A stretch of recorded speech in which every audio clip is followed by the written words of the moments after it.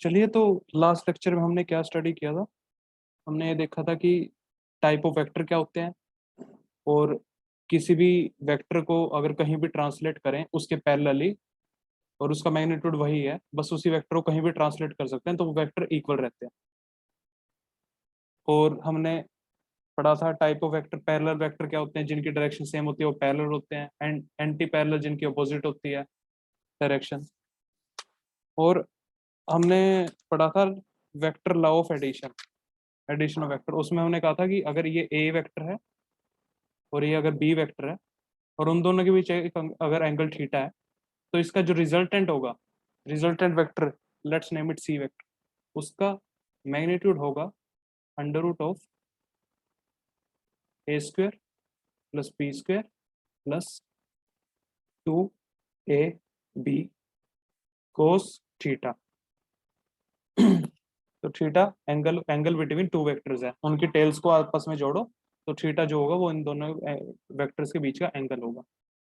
ये इसका मैग्नीट्यूड है, और इसकी डायरेक्शन ई, और इसका जो सी वेक्टर जो रिजल्टेंट आएगा वो ए से कितना एंगल बनाएगा, उसका फॉर्मूला पढ़ा था हमने। वो कितना पढ़ा था, tan phi equal to mod B sine theta divided by mod A plus mod B cos theta. ये फॉर्मूला हमने पढ़ा था। सर इधर मॉड हम्म। सर इधर मॉड हमारा डायरेक्शन को हटा देता है ना? हाँ, ये मोड है। ये just magnitude, it is just magnitude. It is, we are not taking any direction here, we have to find only magnitude. हमने सिर्फ मैग्नीट्यूड निकालना है। वेक्टर को ऐसे रिप्रेजेंट करते हैं, इसके मैग्नीट्यूड को ऐसे कर सकते हैं, कई बार ऐसे कर देते हैं, कई बार सिंपल सी लिख देते हैं। इन सभी से इसका रिप्रेजेंट कर सकते हैं मैग्नीट्यूड। ठीक है, तो आज का लेक्चर स्टार्ट करते हैं। हेडिंग डाल लो, हेडिंग डाल लो,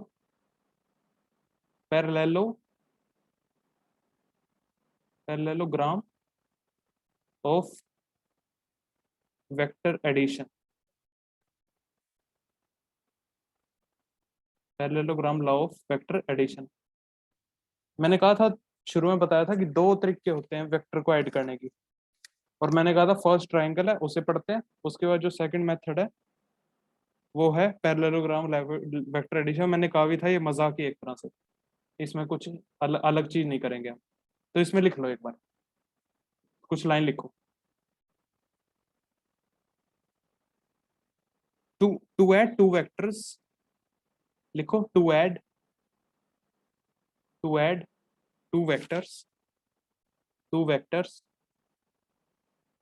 place the tail of one vector, place the tail of one vector over the tail of another vector, over the tail of another vector, over the tail of another vector, and complete the parallelogram, and complete the parallelogram को ऐसे denote कर रहा हूं, parallelogram taking the two vectors, complete the parallelogram taking the two vectors, taking the two vectors as the adjacent sides, as the adjacent sides. Then a vector starting from the, then लिखो आगे, then a vector starting from the tail of these two vectors, starting from the tail of these two vectors along the diagonal of parallelogram, along the diagonal of parallelogram gives us the resultant vector, gives us the resultant vector. तो क्या कह रहे हैं हम ये कह रहे हैं हमारे जो दो वेक्टर हैं, एक ए वेक्टर है ऐसे, एक बी वेक्टर ऐसे है, इनको क्या करो, एक दूसरे की टेल पे रख दो, एक दूसरे की जो टेल है, पूंछ है, उन दोनों को मिलाओ। तो ये कैसे हुआ, ये ऐसे गया, एक ये बी वेक्टर हमारा ये है, ये हमारा बी वेक्टर है, इसे यहाँ ले आ, ये है, ये हमारा बी वेक्टर है। तो बस हमें टेल लगा के और एक दो साइड्स पता लगी, तो इन दोनों साइड्स के अपोजिट एक पैरेलल साइड ड्रॉ करो इतनी लेंथ की, पैरेललोग्राम कंप्लीट करने के लिए इतनी लेंथ की एक बी से अपोजिट यहाँ ड्रॉ की, तो दो साइड पता है, तो इनको एक्सटेंड करते हुए दो साइड और ड्रॉ करो ताकि ये पैरेललोग्राम बन जाए। तो हम ये कह रहे हैं इन दोनों की टेल से जो शुरुआत होगी एक एक वेक्टर की, और ये वापस वो पैरेललोग्राम के अपोजिट एंड पे जाएगा, तो ये हमारा रिजल्टेंट वेक्टर सी वेक्टर दे देगा। जस्ट इतना सा है पैरेललोग्राम का। एक डायगोनल दोनों की पूंछ मिलाओ, पैरेललोग्राम कंप्लीट करो, और उनकी पूंछ से स्टार्ट होते ऑपोजिट साइड पे जाओ, तो ये हमारा रिजल्टेंट वेक्टर दे देता है। बेसिकली बात वही कह रहे हैं हम, ट्रायंगल लॉ में भी हम ये ऐसे ही करते थे, ए वेक्टर ये लिखा था, इसे बी वेक्टर बोल देते थे, तो एक के हेड से सर ये पूंछ भी मिलाते थे। एडिशन का है? हाँ ये पैरेललोग्राम, ये ट्रायंगल लो ही है, इसमें कुछ अलग नहीं है। एक तरह से बी वेक्टर को यहाँ ट्रांसलेट कर दोगे यहाँ ऐसे, तो ये ट्रायंगल लो ही बन गया, ट्रायंगल लो ही बन गया। ट्रायंगल लो में ऐसे ही करते थे, ए वेक्टर ये, बी वेक्टर ये, तो ये है सी वेक्टर, ऐसे बोलते थे। तो बस इसमें अभी ये ये एक तरह से ये सेम बात को कहने का एक अलग तरीका है, बात हम सेम ही कह रहे हैं, ठीक है। और सेम रहेगा ये एंगल थीटा है ए वेक्टर बी वेक्टर के, और ये एंगल ये फाई है, और वो थीटा और फाई के फॉर्मूले जो हमने पढ़े थे वही वैलिड रहेंगे, ठीक है। नेक्स्ट लिखो heading, poly polygon law of vector addition, polygon law of vector addition.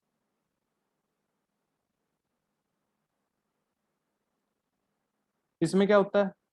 इसमें भी कुछ नहीं होता, ये भी मजाक किया। देखो ए वेक्टर ये, बी वेक्टर ये, और अभी सी वेक्टर ये, डी वेक्टर कुछ ये मान लिया। तो हम जब ए प्लस बी वेक्टर होता था तो इसे जोड़ते थे, अब A plus B plus C plus D, तो फाइनल एंड को जोड़ दो, तो ये जो वेक्टर होगा ये हमारा होगा A plus B plus C plus D, A vector plus B vector plus C vector plus D vector, ये हमारा फाइनली। बस सारे वेक्टर को मिलाते जाओ, एक के हेड पे दूसरे की पूंछ रखते जाओ, और जो फाइनली जो हमारा जो आ जाएगा उससे स्टार्टिंग वाले की पूंछ से दूसरे वाले के हेड तक ले जाओ, तो वो इन सारे वेक्टर का सम हो जाता है। तो इसे ऐसे भी समझ सकते हैं, A vector plus B vector क्या होगा, ये ट्रायंगल लॉ से जानते हैं हम। अब ये कितना हो गया ए प्लस बी, तो ये सी वेक्टर है। ए प्लस बी वेक्टर, ये ट्रायंगल लॉ इसमें लगा दो दोबारा से, एक ये सी वेक्टर, तो ये कितना हुआ A vector plus B vector plus C vector. Triangle law से इस ट्रायंगल को देखो, इस ट्रायंगल और रेड वाली को, अब ये ए प्लस बी प्लस सी होगी ये वाला, और ये हमारा डी वेक्टर है, तो ये कितना हो गया, ये वही आ गया ए प्लस बी प्लस सी एक साइड, और दूसरी है D vector plus D vector. तो इस तरीके से भी देख सकते ट्रायंगल लॉ के थ्रू। एक तरह से polygon law of vector addition, कुछ अलग चीज नहीं कही है हमने, एक तरह triangle law of vector addition को ही हम बढ़ा दिया है।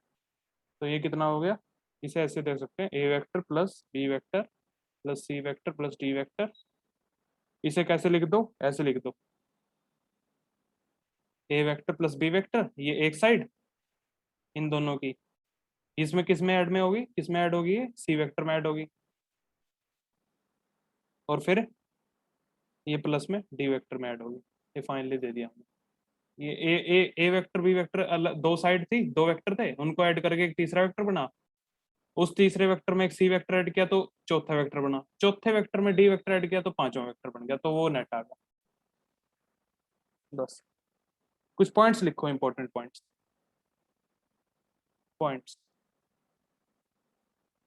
लिखो, the resultant of two vector can only be zero,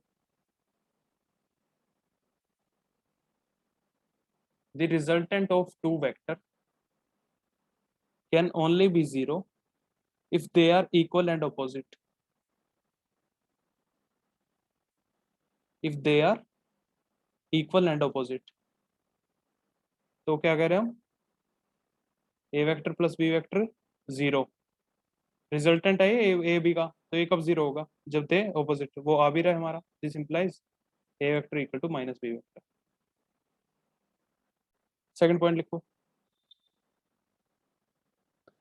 the resultant of three unequal vectors, the resultant of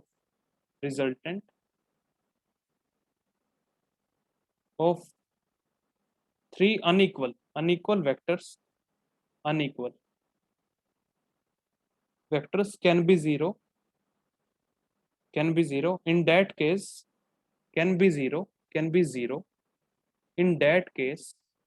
in that case these vector will lie on a triangle, in that case these vector will lie on a triangle, with one exception, with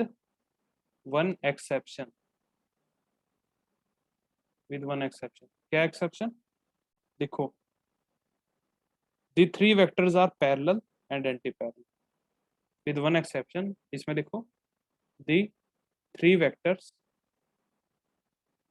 are parallel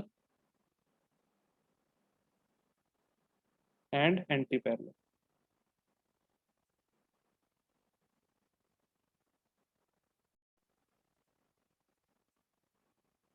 यानी कि unequal vector है A plus B plus सी, इनको zero करना है, तो इससे क्या पता लग रहा है हमें, जो हमारा ए वेक्टर है उसे ऐसे लिख सकते हैं minus of B vector plus C vector, यानी कि बी प्लस सी जो वेक्टर होंगे, अगर बी प्लस सी पैरेलल हुए, ऐसे बी वेक्टर ये हुआ, सी वेक्टर ये हुआ, पैरेलल हुए, तो इनका नेट वेक्टर ये बन गया, तो हमारा ए वेक्टर है वो इनके अपोजिट ऐसे आएगा, क्योंकि माइनस होएगा इनका, बी प्लस सी क्या है, ये है बी प्लस सी, तो ये इनका ऑपोजिट नेट कितना हो जाएगा, माइनस बी प्लस सी, तभी पॉसिबल है, या फिर कब पॉसिबल है, ये तो एक्सेप्शन वाला केस है कि इस केस में मैंने कहा है ना कि three vectors are parallel and anti parallel, दो पैरेलल आ गए इसमें, और तीसरा इनको जीरो करना है इन्हें, तो तीसरा एंटी पैरेलल आ गया, ताकि नेट हमारा वहीं का वहीं पहुंच जाए। या फिर दूसरा केस क्या हो सकता है, जो स्टार्टिंग में लिखवाया मैंने, ट्राइंगल फॉर्म करेंगे, ट्राइंगल जैसे ये ए वेक्टर है, एक ये बी वेक्टर है, अब तीसरा वेक्टर और ऐड करूंगा इसमें, तीसरा वेक्टर अगर मैं कहीं भी ले गया, ऐसे ऐसे ले गया या ऐसे ले गया, तो रिजल्टेंट उससे यहां से वहां चला जाएगा, जैसे अगर ये ए वेक्टर ये ए बी, तो सी वेक्टर अगर ये कर दिया मैंने, सी वेक्टर ये बोल दिया, तो हमारा रिजल्टेंट क्या होगा ये, और सी वेक्टर ये बोल दिया तो रिजल्टेंट होगा ये, सी वेक्टर ये बोल दिया तो रिजल्टेंट होगा ये, तो हमें रिजल्टेंट जीरो करना है, इस पॉइंट में हमने ये कहा, तो A vector B vector C vector को यहां ले जाओ वापस, तो स्टार्टिंग पॉइंट है, तो रिजल्टेंट हमारा जीरो हो जाएगा, ये कहा, सी वेक्टर होगा, मतलब ये तीनों एक ट्राइंगल फॉर्म करेंगे, बेसिकली कहने का मतलब ये तीनों वेक्टर जब हम जोड़ेंगे तो एक ट्राइंगल फॉर्म कर देंगे, तो वापस यहीं पहुंच गया, यहाँ से यहाँ गया, यहाँ से यहाँ गया, यहाँ से यहाँ गया, तो हम इसकी एक ही टेल से और सी वेक्टर के हेड पे जाएंगे, तो सी वेक्टर हेड तो यहीं पर पहुंच गया, तो कुछ मूवमेंट ही नहीं होगी, यानी कि रिजल्टेंट ही जीरो हो गया।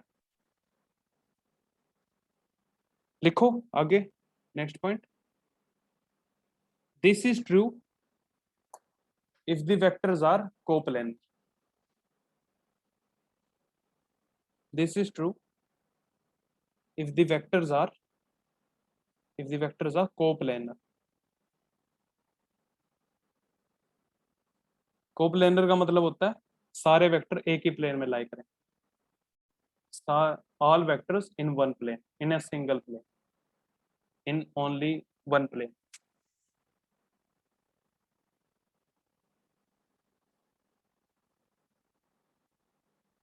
तो इसे एक प्लेन को कैसे ड्रॉ कर सकते हो तुम, जैसे तुम ऐसा करो, एक लड़का है, उसने दो लकड़ियों की स्टिक ले ली है, एक ये स्टिक है एक ये स्टिक है, इन दोनों को एक दूसरे के एज से जोड़ दो, कैसे जोड़ोगे, ऐसे पकड़ के, ऐसे पकड़ लिया हाथ से, अपने हाथ से पकड़ लिया, ये बंदे का हाथ है, इससे पकड़ दिया। अब इसे तुम ना कैसे भी रोटेट कर लो हवा में, कैसे भी, तो ये दोनों एक प्लेन में लाई कर रहे होंगे हमेशा। जो इस इन दोनों स्टिक को ऐसे हाथ में एक कोने से जोड़ा पकड़ के, और कहीं भी तुम हवा में हिला लो, कहीं भी मूवमेंट दे लो अपने हैंड की, ये दोनों हमेशा एक प्लेन में लाई कर रहे होंगे। तो इस जो इन दोनों को हम कोप्लेनर कहते हैं। इसका मतलब ये दोनों हमेशा एक प्लेन में लाई कर रहे हैं। तो हमारा कहने का मतलब यही है कि ये तीनों वेक्टर हैं वो एक प्लेन में लाई कर रहे हैं, तभी ये कंडीशन जो ऊपर की है वैलिड है। हमेशा एक प्लेन में रहेंगे, एक हाथ हाथ की कोई भी मूवमेंट कर लो, एक प्लेन होगा वो। हम्म। सर बोलो बोलो। जैसे हम अगर हम वेक्टर को प्लेन चेंज कर देते हैं, जैसे एक वेक्टर को दूसरे प्लेन में ले जाते हैं, हम्म। तो उसका फिर चेंज हो जाएगा मैग्नीट्यूड। ये एक इस केस में जो हम ये अभी पॉइंट्स पढ़ रहे हैं कि थ्री अनइक्वल वेक्टर को में जीरो करना है, तो वो हमेशा कोप्लेनर ही होने चाहिए, बिना कोप्लेनर के जीरो हो नहीं पाएगा मैग्नीट्यूड। जैसे मान लो ये मैंने एक ए वेक्टर लिया, और ये स्क्रीन का प्लेन है, स्क्रीन का ये जो दो वेक्टर मैंने स्क्रीन में ड्रॉ किए हैं, एक तीसरा वेक्टर में ड्रॉ करता हूँ, जैसे तुम्हारी तरफ आता हुआ, डॉट से दिखा दिया मैंने, तुम्हारी तरफ आ रहा है, तो इसका तुम रिजल्टेंट जीरो नहीं कर पाओगे। इसका रिजल्टेंट इन तीनों का सम जीरो कैसे हो पाएगा, नहीं हो पाएगा। लेकिन अगर अगर ये तीनों कोप्लेनर हुए, तो रिजल्टेंट जीरो कैसे हो जाएगा, इसी प्लेन में ऐसे बना दो सी वेक्टर को, तो रिजल्टेंट हमारा जीरो हो गया। मेरा कहने का मतलब ये है इस पॉइंट। हवा में कहीं भी तुम ले जाओगे तो तीसरा वेक्टर सर मैं ये इसी पूछना प्लेन में चाह होना रहा हूँ, चाहिए। हाँ हाँ। सर जैसे हमने पिछले लेक्चर में पढ़ा था कि वेक्टर को हम बिना उसकी मैग्नीट्यूड को चेंज करे अगर मूव करते हैं तो उसका वो बराबर रहता है अपने हाँ से। हाँ हाँ।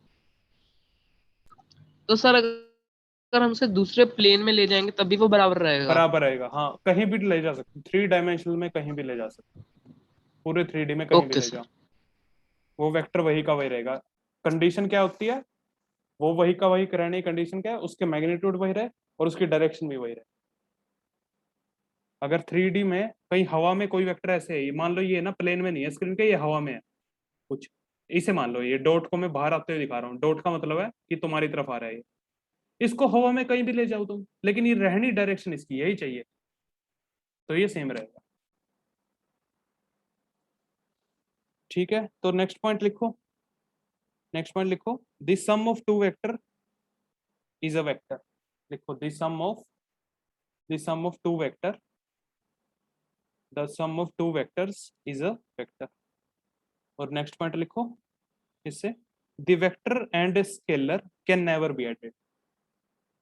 अ vector and a scalar can never be added, can never be added। Properties of, next लिखो, properties of vector addition, properties of vector addition.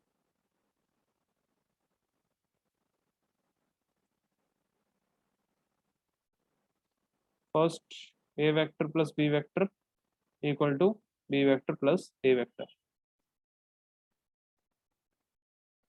Second, A vector dot with B plus C is equal to A dot B plus A dot C. Third condition is A vector plus B vector plus C vector is equal to A plus B vector plus C. ये तीनों properties हैं। ये commutative associative laws, ये वही हैं एक तरह से, कम्यूटेट कर सकते हैं, एसोसिएट कर सकते हैं, ये हम 8th 9th इसमें पढ़ते हैं हम प्रॉपर्टीज को। क्वेश्चन लिखो, write a question, find the resultant of two vector, find the resultant of two vector having the magnitude 5 units having the magnitude of 5 units resultant. Find the resultant of vector having the magnitude of 5 units each. जिनका resultant निकालना है वो दोनों 5 unit each के. One making angle 30 degree, one making angle 30 degree with x axis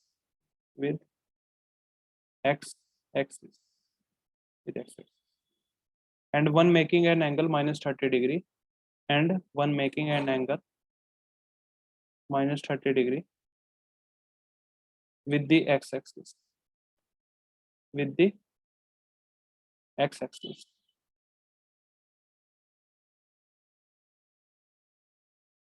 तो कैसे होगा हमारा,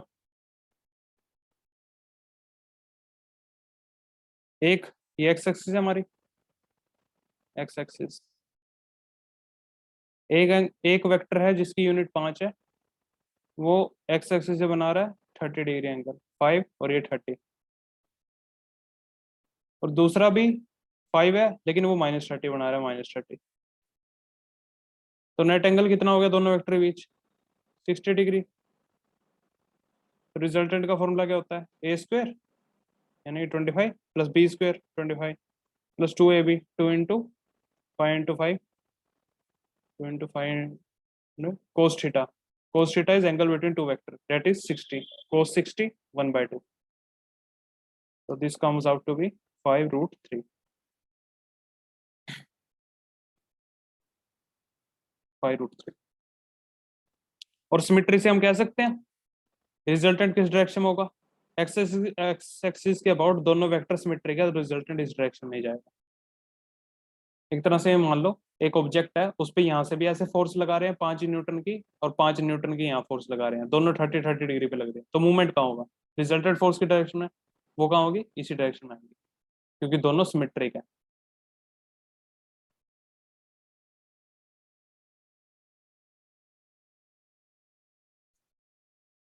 next question.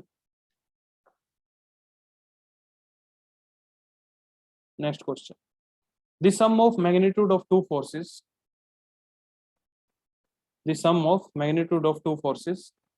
is equal to 18. Is equal to 18, 18. And the magnitude of their resultant is 12. And the magnitude of their resultant is 12. Sir 18 क्या है? The sum of magnitude of two forces. The sum of magnitude of two forces is equal to 18.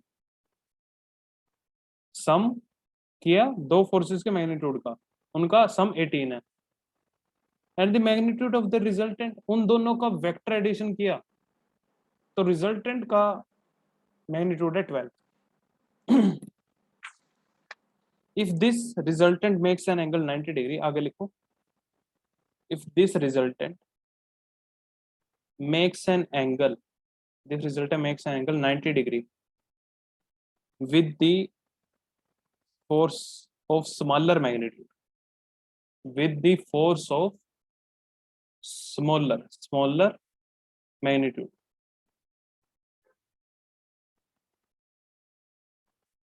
then what are the magnitude of forces? Then find the magnitude of forces. Find the magnitude of forces. Find the magnitude of forces.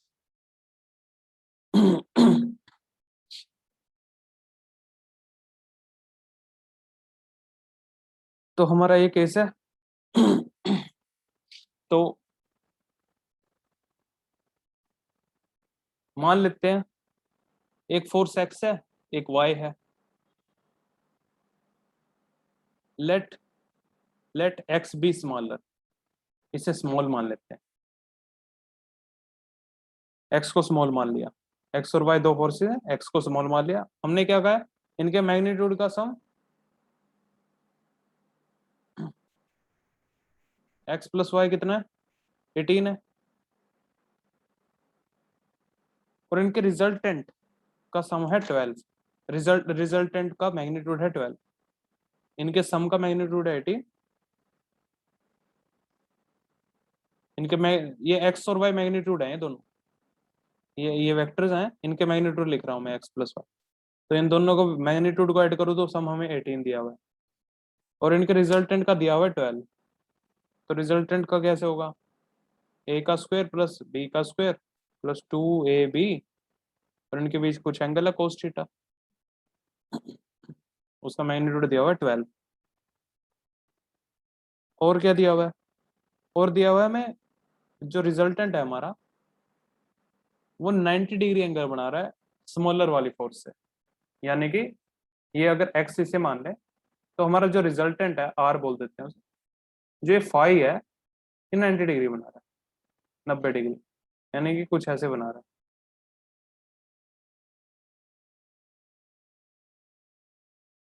ऐसे ये resultant आ रहा होगा हमारा, वो 90 degree बन रहा है। तो हमें रिजल्टेंट एक वेक्टर से एंगल बनाता है उसका फॉर्मूला ही पता है, टेन फाई। वो कितना है, tan phi equal to Y sine theta B sine theta divided by A. A क्या है हमारा इस केस में, जिसके साथ रिजल्टेंट एंगल बना रहा है वो ए है, वो है एक्स इस केस में, A plus B sine theta, B मतलब इस केस में है वाई, वाई कोस थीटा है नीचे, नीचे कोस कोस थीटा। तो ये कितना वैल्यू है इसकी, इन्फिनिटी है, 90 डिग्री बना है तो फाई की वैल्यू 90 है, फाई इक्वल टू 90 है, तो टेन फाई इन्फिनिटी। तो इससे क्या पता लगा हमारा, X plus Y cos theta equal to 0, denominator हमारा 0 हो जाएगा। तो इससे क्या पता लगा, नेक्स्ट पेज करता हूँ, y cos theta equal to minus X. Okay, तो इससे क्या पता लगा, cos theta equal to minus X by Y, cos theta is minus X by Y. तो पुट cos थीटा की जो वैल्यू आ रही है उसे पुट कर दो, कहाँ पुट करोगे, cos थीटा की वैल्यू आई सर है जो हमारी, हमारी वो वेक्टर एडिशन हाँ वाली हाँ वेक्टर हाँ, एडिशन वाला रूल वेक्टर है इसमें। एडिशन वाला जो रिजल्टेंट उसमें पुट कर दो।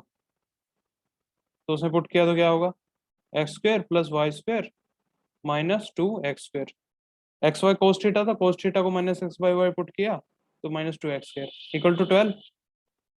और हाँ, तो इससे क्या है हमारा, Y square minus X square equal to 12, square कर दो दोनों side, Y Y square minus X square equal to 144।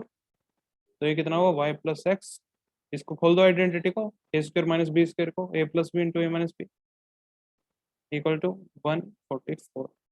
Y plus X पता है हमें 18 है, ये मैग्नीट्यूड का सम दिया हुआ है, और Y minus X into 144, this implies y minus x equal to 144 by 18, 2 9 are 18, 2 7 are 14, 2 2 are 4, 9 5 are 9 6 are 9 8 are 9 8 are 72। तो y माइनस एक्स हो गया हमारा 8, और हमें y प्लस एक्स पता है 18 है, तो इसको एलिमिनेट करोगे तो y कितना आ जाएगा 13, और x कितना आ जाएगा 5। ठीक है, तो इसमें नोट लिखो, एक नोट लिख, note note that note that note that if the two vector make an acute angle with each other, note that if the two vector make an angle make an acute angle with each other, then then their resultant will definitely make an acute angle, then their resultant will definitely make an acute angle, therefore लिखो, therefore आगे, if we are given the angle as 90 degree, therefore if we are given the angle as 90 degree, this implies the original angle, this implies the original angle between the two vectors,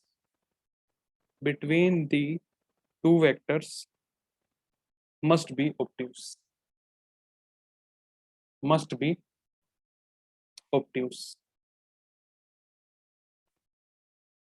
तो इसमें हम क्या कह रहे हैं कि अगर दो वेक्टर हैं उनके बीच एक एक्यूट एंगल है, एक्यूट क्या है वो, मतलब लेस देन 90 है, तो पैरेललोग्राम हम पैरेललोग्राम कंप्लीट करें ऐसे, तो इससे पता है ये एंगल रिजल्टेंट है, वो जो एंगल इन दोनों के बीच है उससे कम ही बनाएगा, ये कम होएगा रिजल्टेंट का एंगल। तो अगर एक्यूट एंगल है तो हम श्योर हैं कि रिजल्टेंट का एक्यूट एंगल बनेगा, लेकिन हम हमारे इस केस में क्या है, हमारा रिजल्टेंट ही 90 डिग्री बना रहा है, रिजल्टेंट ही हमारा 90 डिग्री बना रहा है, ये रिजल्टेंट है, ये हमारा एक्स है। तो अगर रिजल्टेंट ये है, रिजल्टेंट को अब डायगोनल मान लो पैरेललोग्राम का, एक पैरेललोग्राम है जिसका डायगोनल है रिजल्टेंट, तो ये पैरेललोग्राम कंप्लीट करिए हमने ऐसे, तो ये हमारा क्या होगा, वाई वेक्टर। तो इससे हमें क्या पता लग रहा है, ये ऑब्ट्यूज एंगल होगा हमारा जो दो वेक्टर के बीच का एंगल है, अगर रिजल्टेंट एक वेक्टर से 90 डिग्री बना रहा है। हमेशा याद रखना, रिजल्टेंट जितना बना रहा है उससे ज्यादा ही फिर ये एंगल बनता है, क्योंकि इन दोनों का पैरेललोग्राम कंप्लीट करके जो डायगोनल होगा वो तो हमेशा इन दोनों के बीच के एंगल से लेस ही बनाएगा, अगर वही 90 बन गया तो ये ऑब्ट्यूज से बनेगा दोनों के बीच। ठीक है, हेडिंग डाल लो next, mark and heading. subtraction of two vectors, subtraction of two vectors, subtraction of two vectors। लिखो इसमें, consider two vectors a vector and b vector, consider two vectors a vector and b vector as shown in the figure, as shown in the figure। we need to find c vector, we need to find c vector equal to a vector minus b vector, which is the difference of these two vectors। we need to find c vector equal to a minus b vector। आगे लिखो which is the difference of these two vectors, which is the difference of these two vectors। कौन से दो vector, a vector और b vector का difference. Next para लिखो, next para, we can replace minus b vector, we can replace minus b vector as some d vector, and then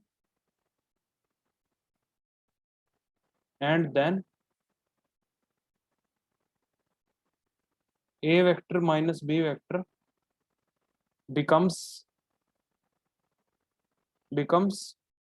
a vector plus d vector। also देखो,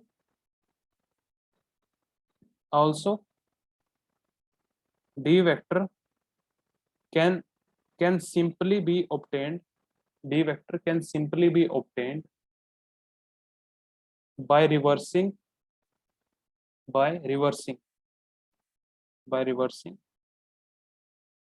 the b vector as shown in the figure, as shown in the figure। तो क्या कह रहे हो, c vector है हमारा a vector minus b vector है, तो हम कह रहे हैं माइनस b वेक्टर को एक d वेक्टर मान लेते हैं, माइनस b को, पूरे माइनस b को एक d वेक्टर मान लिया, तो हम क्या कहेंगे, ए वेक्टर में सर वही हेड और टेल की वो चेंज कर देंगे। हाँ बस बस माइनस बी वेक्टर को एक टी मान रहा है, और जैसे हमने सम परफॉर्म किया पहले वैसे के वैसे सम परफॉर्म कर। वैसे ही कर लेंगे। हाँ तो ए प्लस माइनस बी कर दिया, और ये माइनस बी को हमने बोला डी वेक्टर कुछ, तो इनका वेक्टर ए प्लस डी का वेक्टर एडिशन कर देंगे हम, सिंपल एडिशन वाला हमें पता है। तो कैसे करेंगे ये देखो, ए वेक्टर ये है हमारा, और ये है हमारा बी वेक्टर। तो ये वेक्टर कितना था पैरेललोग्राम में, ए प्लस बी, सॉरी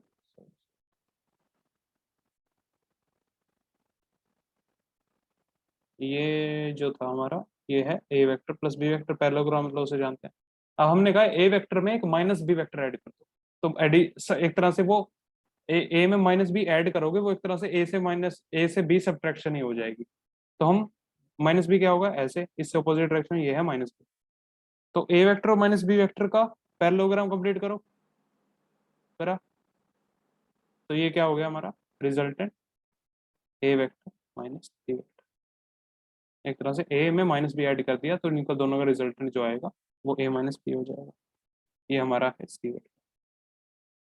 तो ए और बी के बीच अगर एंगल थीटा है, तो ए और माइनस बी के बीच 180 माइनस थीटा। तो कोस कोस का जब थीटा पुट करना होगा तो वहां पर 180 माइनस थीटा पुट कर देंगे, रिजल्ट दोनों के बीच का एंगल। तो इसमें let minus B vector equal to D vector, this implies magnitude of B vector equal to magnitude of D vector, magnitude same ही रहेगा। तो नाउ हमें परफॉर्म करनी है C vector equal to A plus D करना है, A plus D vector कर देते हैं। Magnitude of C vector equal to under root of A vector square plus B vector square D vector square D D D vector square plus 2 A D cos cos किस cos theta होता था, और theta क्या होता था, दो vector के बीच का एंगल। अब हमारे केस में क्या हो चुका है वो एंगल 180 माइनस थीटा हो चुका है, क्योंकि ए और माइनस बी का ऐड कर रहे हैं। तो ये cos of 180 minus theta, minus theta cos of 180 minus theta. तो ये कितना हो जाएगा, ये हो जाएगा ए वेक्टर का स्क्वायर प्लस ए का स्क्वायर मैग्नीट्यूड मैग्नीट्यूड का स्क्वायर, बी के मैग्नीट्यूड का स्क्वायर प्लस डी डी और बी का मैग्नीट्यूड सेम है ना, तो वो पुट कर दिया मैंने यहाँ, plus 2 times A B cos of 180 minus theta minus cos theta, minus cos theta. तो ये कितना बन गया, A square plus B square minus 2 A B cos theta, minus 2 A B cos theta. तो हमारा सी का जो सब्ट्रैक्शन किया है उसका नेट मैग्नीट्यूड क्या आ गया हमारा, इक्वल टू ये ए वेक्टर माइनस बी वेक्टर जो हमने किया उसका नेट मैग्नीट्यूड आ गया हमारा ए वेक्टर का स्क्वायर प्लस बी वेक्टर का square minus 2ab cos theta. ये हमारी सब्ट्रैक्शन ऑफ वेक्टर हो गया, उसका फॉर्मूला आ गया। दो वेक्टर का जब सब्ट्रैक्शन करना उसका मैग्नीट्यूड ये आएगा।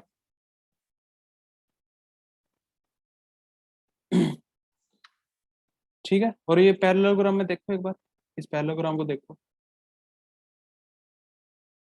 अब ये a माइनस बी आ गया हमारा ये वाला, इसको पैरेलली ट्रांसलेट कर दो ऊपर, तो वेक्टर तो सेम ही रहेगा। तो ये वेक्टर हमारा एक तरह से ए वेक्टर माइनस बी वेक्टर बन गया। तो एक तरह से इस तरीके से भी देख सकते हैं सर मतलब जैसे हमने उन ए वेक्टर और बी वेक्टर का जब हम पैरेललोग्राम बना लेंगे तो हाँ जो ए वेक्टर और बी वेक्टर का कॉमन वर्टेक्स है उससे जो डायगोनल निकलेगी वो हाँ एडिशन की डायगोनल होगी, और जो हाँ हाँ दूसरी डायगोनल हाँ निकलेगी हाँ, उनकी सब्ट्रैक्शन की वो डायगोनल। सब्ट्रैक्शन डायगोनल होगी। और अगर बी के हेड से निकल रही है, वो बी का सर है, ये वहां से स्टार्ट हो रही है, तो ये बी के साथ माइनस आएगा। और अगर ए के सर से स्टार्ट होके ऐसे कर दिया इस डायगोनल को, ए के सर से स्टार्ट हो रही है और बी के उस पे जा रही है सर पे, जैसे यहाँ पर बी के सर से स्टार्ट हो रही है तो माइनस बी, ए के सर से स्टार्ट होगी अगर ये ऐसे, तो ये कितना है, बी वेक्टर माइनस ए। एक तरह से रिवर्स ही है, माइनस लगा दिया इसके आगे, एंटी पैरेलल ही हो गया इससे। यस सर, यस हाँ सर। ठीक है, तो ये लाइन लिखवा भी देता हूँ मैं तुम्हें, ये लाइन लिख लो। therefore, यहाँ लिखो therefore the diagonal starting from their tail, the diagonal starting from their tail gives us a vector plus b vector, and the other diagonal and the other diagonal if starting from head of b, if starting from if starting from head of b gives us a minus b, gives us a minus b,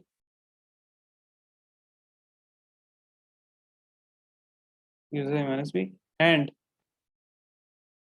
if starting from head of a, and if starting from head of a gives us b minus a। ठीक है, question लिखो, right question.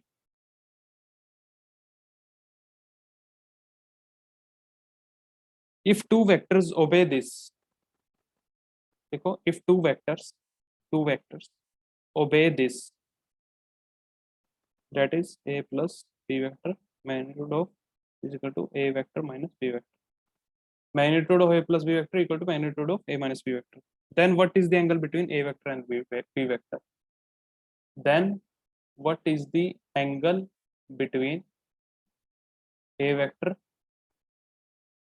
and b vector?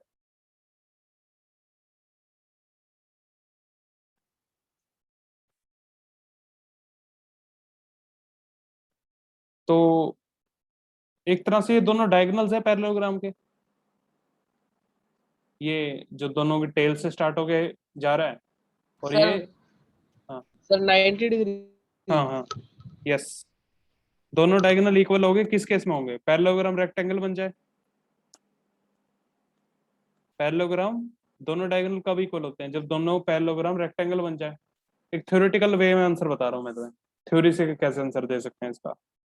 दोनों diagonal equal हैं, तो वैसे तो parallelogram में दोनों डायगोनल इक्वल तभी होते हैं जब वो रेक्टेंगल बन जाए, और रेक्टेंगल के केस में दोनों डायगोनल के बीच एंगल, रेक्टेंगल के केस में हमारे दोनों वेक्टर बीच एंगल क्या होता है, 90 डिग्री।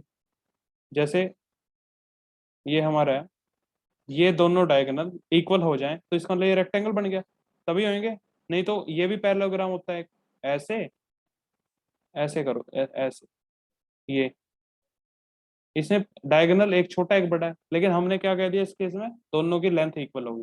तो लेंथ कब इक्वल होती है, जब रेक्टेंगल हो, तो जब रेक्टेंगल होंगे तो ए वेक्टर और बी वेक्टर के बीच एंगल 90 डिग्री बनेगा। एक तो ये आंसर है, इसे लिख लो, लिखो this situation suggests that the two diagonals of parallelogram are equal, this situation suggests that the two diagonal of parallelogram are equal, two diagonal of parallelogram are equal, which is true for rectangle, which is true for rectangle, which implies the angle is 90 degree, which implies the angle is 90 degree। दूसरा तरीका है mathematical,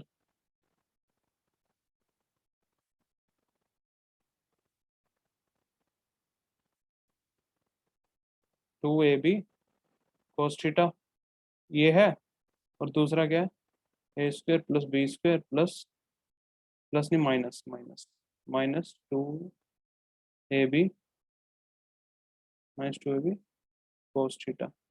दोनों side square करो, A square B square, A square B square cancel करो, 2ab cos theta एक side ले जाओ, तो कितना होगा 4ab cos theta equal to 0। Square करके ए स्क्वायर बी स्क्वायर सब कैंसिल, और 2ab यहाँ का उठा के यहाँ ले जाओ, दोनों ऐड हो जाएंगे, 4ab cos थीटा। तो ये क्या बता रहे हैं हमें, अगर ये पूरा 0 है तो ए और बी तो 0 होंगे नहीं, क्योंकि वो तो वेक्टर्स है हमारे, उन्हें उनके बीच में तो हमारा cos थीटा 0 होगा, cos थीटा 0 होगा, तो थीटा कितना होगा 90 डिग्री होगा। ये हमारा मैथमेटिकल मेथड है। लिखो next question.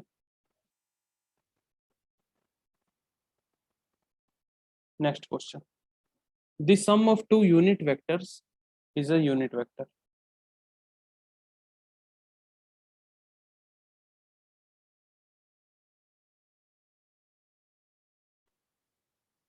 The sum of two unit vectors is a unit vector, then find the angle between these two unit vectors. The sum of two unit vector is a unit vector, then find the angle between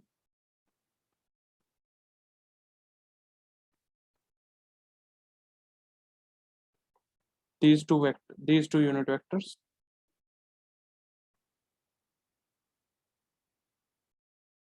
and find the magnitude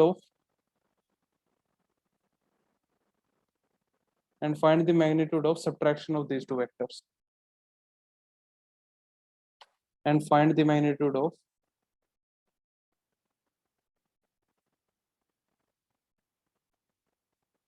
subtraction of these two vectors.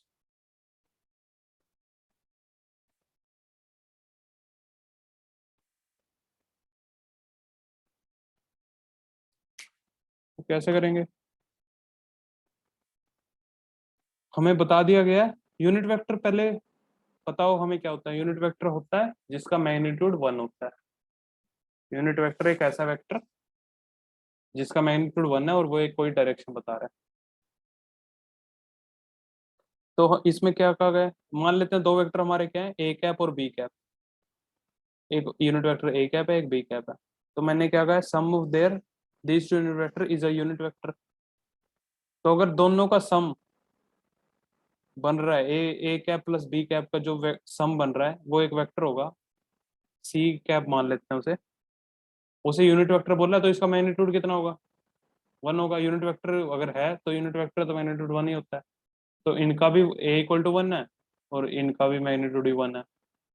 तो resultant लिखो इनका, ए cap plus B cap, ये resultant का magnitude है, वो कितना होगा, A cap का स्क्वायर प्लस बी कैप का square plus 2 A cap B cap.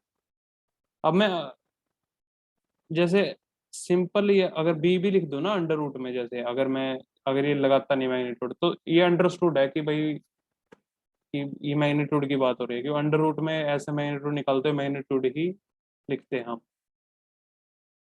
तो ये कितना है, रिजल्टेंट 1 बोल रहा है हमने, यूनिट वेक्टर है तो इसका मैग्नीट्यूड 1 हुआ। अंदर वाले यूनिट वेक्टर है उनका 1 plus 2 into 1 cos theta. This implies cos theta equal to -1। ठीक है, cos theta equal to -1/2, sorry 2 cos theta equal to -1, तो कोस थीटा इक्वल टू -1/2। तो इससे क्या होता रहेगा, थीटा इक्वल टू 120 डिग्री। तो हमें क्या निकालना है, सब्ट्रैक्शन का मैग्नीट्यूड निकालना है, यानी कि हमें क्या निकालना है, A cap minus B cap का मैग्नीट्यूड। तो वो कितना होगा, ए कैप का स्क्वायर बी कैप का स्क्वायर माइनस आएगा, यहाँ सब्ट्रैक्शन है, -2 A cap B cap cos theta. तो कितना हुआ 1 + 1 -2 1 × 1 इंटू कोस थीटा, सीधा यहाँ से पुट कर दो, कोस थीटा कितना था -1/2, सीधा यहाँ पुट करो -1/2, तो इक्वल टू कितना आया √3। तो हमारा जो ये एक है माइनस बी कैब आ गया, कितना आ गया मैग्नीट्यूड √3।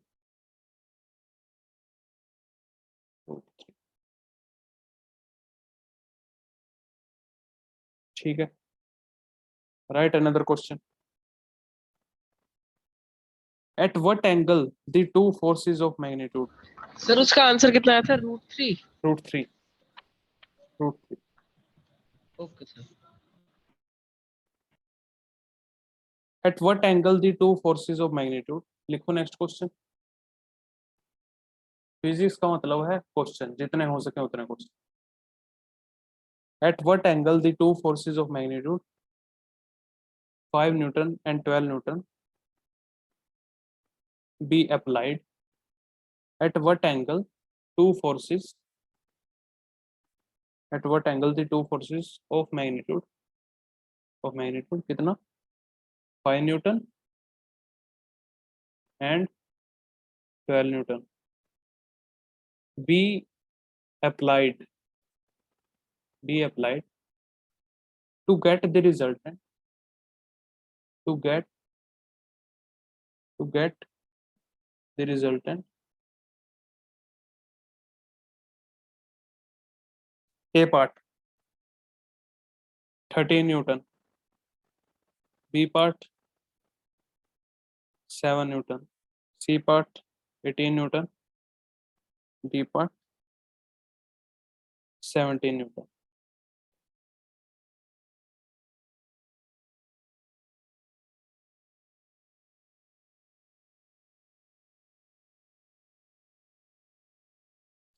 इन दोनों फोर्सेस हैं 5 और 10, इन दोनों के बीच क्या एंगल हो कि हमारा 13 है, एक बार 17 है, एक बार 18 है, एक बार 17 है।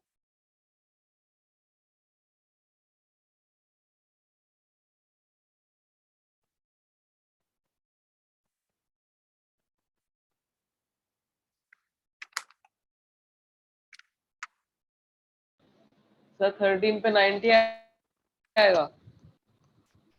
चेक कर लेते हैं एक बार, तुम सारे सोल्व करो, सारे के सारे निकालो पहले। लास्ट लेक्चर में मैंने बताया था रिजल्टेंट का मैग्नीट्यूड है जो, वो किसके किसके बीच होता है, mod of A plus B, इससे कम होता है और इससे ज्यादा होता है, greater than equal to mod of A minus mod of B. ठीक है, ये कब केस होगा, जब दोनों एंटी पैरेलल है, यानी कि दोनों के बीच थीटा कितना हो गया 180 डिग्री, तभी तो एक दूसरे को कैंसल आउट करके एक छोटा सा रिजल्टेंट देंगे मिनिमम वैल्यू का। ये कब होगा, जब थीटा 0 है, यानी कि दोनों सेम डायरेक्शन में, तो दोनों एड अप हो जाएंगे।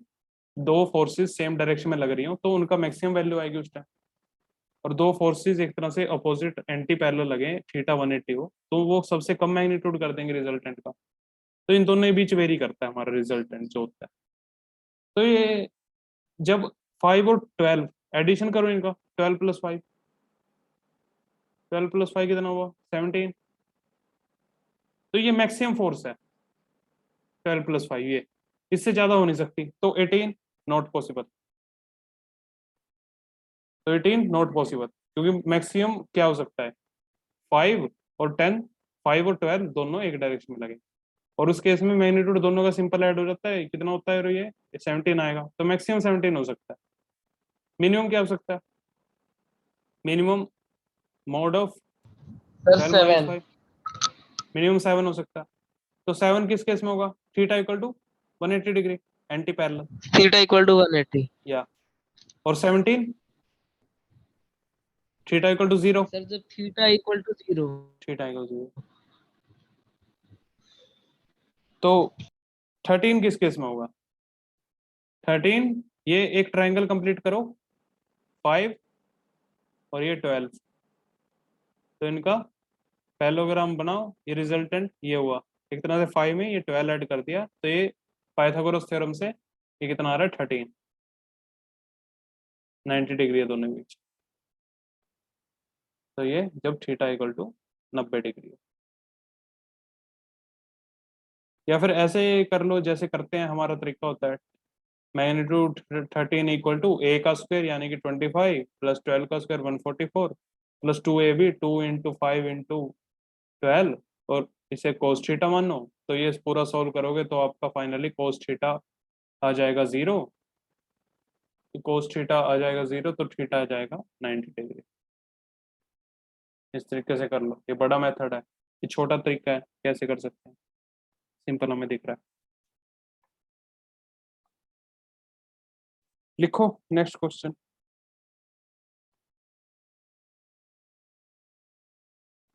Next question,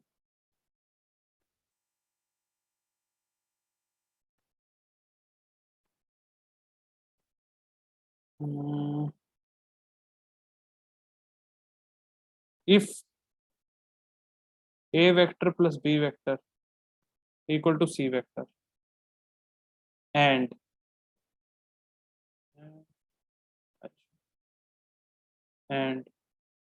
a vector plus b vector equal to a vector minus b vector, तो बताओ ए बी सी में क्या रिलेशन होगा। एक तरह से ए बी सी में क्या रिलेशन होगा, तो एक तो हमें पता है, दिख रहा है A vector plus B vector है और ए माइनस बी वेक्टर है, तो ये कब ट्रू होगा, vector addition vector subtraction same हो जाए। बहुत ध्यान से समझ एक चीज। इन दोनों को कैंसिल कर दो, ए को पी को उस साइड ले जाओ यानी कि 2b vector equal to 0, this implies B vector equal to 0, B vector 0 आ गया, इसे यहाँ पुट करो इसमें, तो ये कितना हुआ A vector plus 0 equal to C vector यानी कि A vector equal to C vector. तो क्या लिखेंगे हमें, ए वेक्टर लिखेंगे, A vector and C vector are equal and b vector is a null vector, null vector क्या होता है, जिनका मैग्नीट्यूड 0 होता है, तो हमारा b का 0 है मैग्नीट्यूड, तो ये नल वेक्टर हो गया, और उस नल वेक्टर को इसमें पुट किया तो हमें क्या पता लगा, ए और सी इक्वल है, तो ये है हमारा आंसर इसका।